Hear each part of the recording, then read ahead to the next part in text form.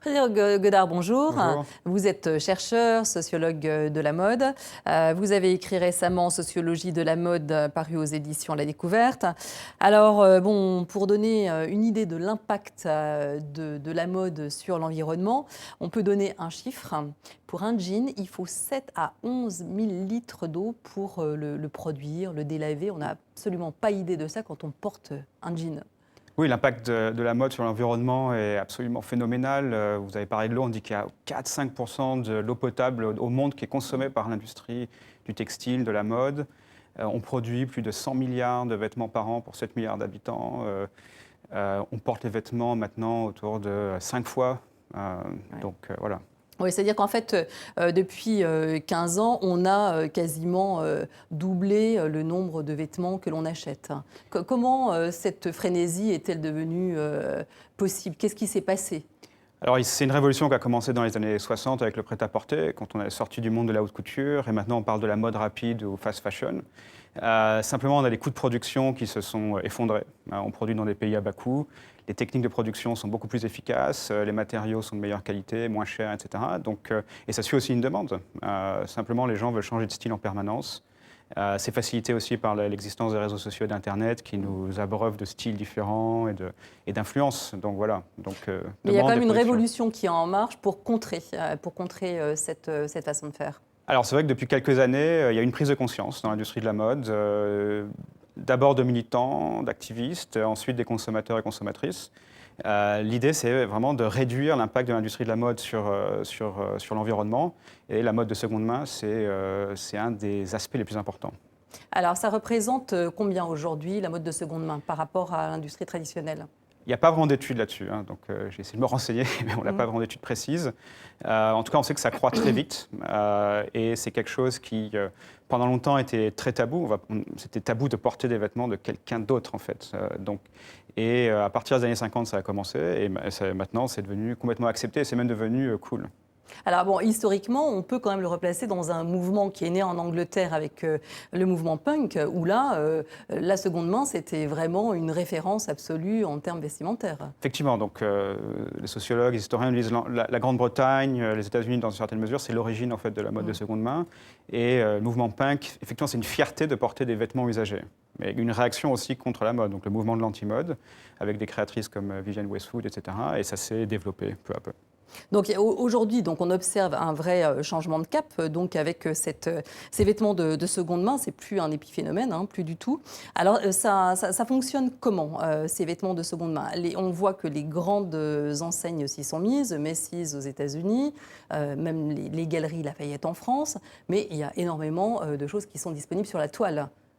Alors au début, c'était des petites boutiques spécialisées, parce que il fallait oser porter ces vêtements. Donc c'était des gens qui étaient orientés vers une dimension stylistique personnelle. Et après, ça s'est diffusé. Donc ça s'est diffusé grâce à Internet. Je dirais que les grandes enseignes sont arrivées plus tard, parce qu'en voyant l'effervescence du marché et son développement, elles se sont intéressées à ça. Il faut faire une distinction entre je dirais, la mode de seconde main rapide, où les vêtements sont de moindre qualité, et la mode de luxe, parce que là, il y a un problème important qui est qu'il faut authentifier les vêtements et les objets. Donc il y a des défis très spécifiques sur cette industrie de la seconde main. Alors, est-ce que ça peut devenir la norme à terme? C'est possible. Ça va demander des changements importants dans l'organisation de l'industrie. On dit qu'on a assez de fibres textiles pour durer plusieurs générations, consommation mondiale. Oui, c'est ce que vous me disiez en préparant l'émission, c'est-à-dire qu'aujourd'hui, on a suffisamment de vêtements pour tenir 60 ans sans rien fabriquer. C'est ce qu'on dit. Alors, je ne sais pas, il faudrait voir les détails, mais c'est une possibilité. Donc, bien sûr, l'impact est important, parce que c'est-à-dire qu'advient-il des producteurs de coton, etc. etc. Mais il y a cette possibilité, si vous voulez, de reprendre ce qui existe, de le transformer, de le rendre stylistiquement intéressant aussi, en faisant des petites modifications. On a vu ça dans le reportage. C'est ce qu'on appelle la revalorisation, donc ça, voilà. C'est encore une autre tendance. Alors, cette notion de revalorisation ou upcycling en anglais, donc l'idée, c'est de prendre des vêtements qui existent, de les transformer, de les mettre au goût du jour. Il y a une dimension créative et créatrice qui est extrêmement intéressante. Il y a beaucoup de jeunes créateurs et créatrices qui se lancent dans ce domaine. On voit ça dans les écoles de mode aussi, donc on apprend à le faire. Donc je dirais que ça, c'est extrêmement excitant d'une certaine façon. Donc finalement, il y a une révolution dans tous les domaines, y compris dans les écoles de mode, pour s'adapter justement à ce nouveau mouvement. pendant longtemps, j'ai pensé que la mode elle était stable, qu'elle n'allait pas changer. Et là, on voit il y a en raison aussi du changement climatique et de la prise de conscience globale sur ces problèmes, on a un changement important dans l'état d'esprit des créateurs et des créatrices il ne s'agit plus simplement de vendre, il s'agit aussi de créer du beau, mais tout en étant responsable. Donc ça, pour moi, c'est nouveau et c'est vraiment intéressant. Alors les entreprises s'y mettent, mais de façon un peu thématique, c'est-à-dire qu'elles choisissent leur combat. Alors, chaque entreprise va se concentrer sur un élément spécifique ou plusieurs, parce que c'est difficile de tout faire. Il y a certains labels en ligne qui vont donner des certificats à certaines marques, par exemple production locale, utilisation de matériaux recyclés, éco-sourcés, de style plutôt neutre qui vont pouvoir être portés longtemps. Il y a aussi la dimension sociale qui est importante. Donc, quand on parle d'éco-responsabilité, en général, on parle aussi de la dimension sociale. C'est-à-dire, est-ce qu'on paie des salaires décents? Donc, tout ça est extrêmement important.